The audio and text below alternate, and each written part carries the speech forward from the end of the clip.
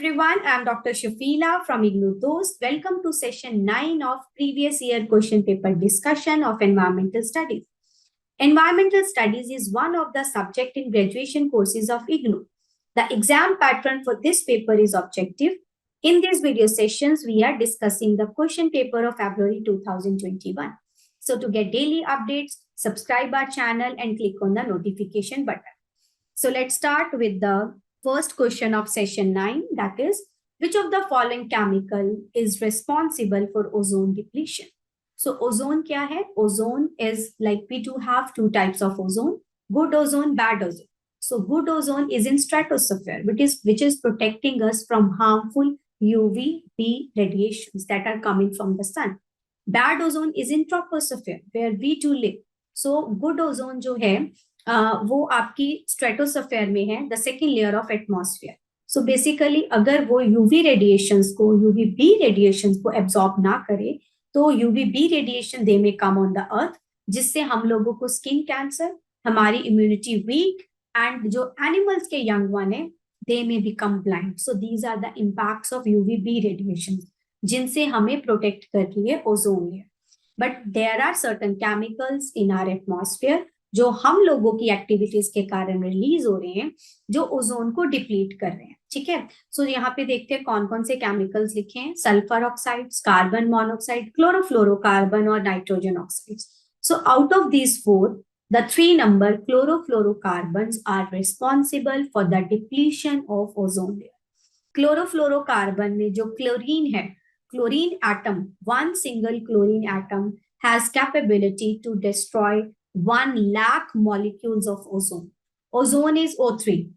जो क्लोरीन है, chlorine atom जो है वो डिस्ट्रॉय कर रही है O3 को, oxygen molecule O2 and nascent oxygen में O में. ठीक है, so chlorofluorocarbon is responsible for ozone depletion. So correct answer is 3.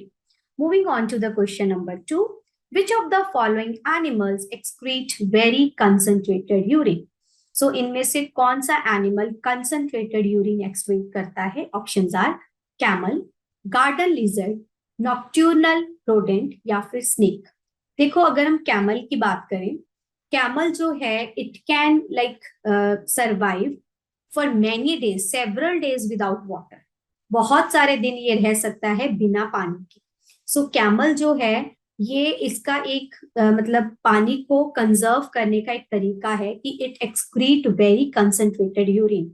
इसको ज्यादा दिन ये पानी के बिना रह सके, ज्यादा इसको पानी की जरूरत ना हो, इस वजह से कैमल एक्सक्रीट करता है very concentrated urine. So correct answer is A, camel. Question number 3. Which of the following is an example of non point source of pollution? देखो पॉइंट मतलब स्टेशनरी सोर्स, नॉन पॉइंट मतलब non stationary source. So point sources मतलब एक ही जगह से हमें पता है कि उसका जो पोल्यूशन है वो एक ही जगह से निकलेगा. So that are point. आपको बताना है नॉन पॉइंट कौन से हैं. Options are run off from agricultural fields, emission from a power plant, discharge of effluent wastewater from a factory, municipal wastewater discharge in a river. So let's discuss fourth one first. Municipal wastewater discharge in a river. So एक ही point से वो एक fix point होएगा जहां से municipal water जो है waste water is discharging to a river. There can be many those fixed points, but the points will be fixed, but many those fixed points. Discharge of effluent wastewater from a factory. So factory के भी एक single factory के there may be 3 or 4 outlets, but those outlets will be fixed कि वहीं से पानी जो है वो डिस्चार्ज हो रहा है. Emission from a power plant, same with the power plant. Power plant खुद स्टेशनरी है तो उसके जो आउटलेट्स हैं वो भी स्टेशनरी हैं, वो 2-4 कितने भी हो सकते हैं, but they will be non point, they will be point source. ठीक है, अगर हम run off from agricultural field की बात करते हैं, you can not control the run off from agricultural field. Agricultural field can be square, it can be rectangular, it can be in any shape. So उसका जो waste water है या उसका run of, basically बारिश हुई तब जो पानी एग्रीकल्चरल फील्ड में से होके गया, या आपने जो इरिगेशन करा उससे पानी जो होके गया. सो एग्रीकल्चरल फील्ड में आप पेस्टिसाइड यूज कर रहे हो, फर्टिलाइजर यूज कर रहे हो, तो वो सारा it will get mixed with the water, जो रन ऑफ वाटर जाएगा. So that runoff water, it can go from any side, any direction. So जो भी आप उसका कोई सिंगल आउटलेट, एग्रीकल्चरल फील्ड को तुम कवर नहीं कर सकते हो, उसका आउटलेट एक सिंगल नहीं हो सकता, it can go from any side, ठीक है. So run off from agricultural fields जो है, it is a non point source of energy, source of pollution, ठीक है. इसका एक फिक्स पॉइंट नहीं है कि पानी जो है आउटलेट यही है, ठीक है. सो हाउएवर, अगर पावर प्लांट की बात करें, किसी फैक्ट्री की बात करें, या म्युनिसिपल वेस्ट वाटर डिस्चार्ज की बात करें, उसका जो पॉइंट है वो फिक्स्ड होएगा कि वो वही पॉइंट से निकल रहा है. So correct answer is run off from agricultural fields. Question number 4, when was air Prevention and Control of Pollution Act enacted? So this you have to remember as such. Options are 1974, इसमें आपका water act आया था. 1986 environment protection act आया था. 1981 air act आया था. 1987 air act आपका amend हुआ था, ठीक है. So correct answer is when was air act enacted? It was enacted in 1981. 3. Moving on to the last question of the session, the main objective of UNFCCC. One more C is there, ठीक है. So last हमारा जो session 8 करा था, session 8 में भी 1 C was missed, तो इसमें भी 1 C is missed. So it is UNFCCC, United Nations Framework Convention on Climate Change. So 3 C's are there.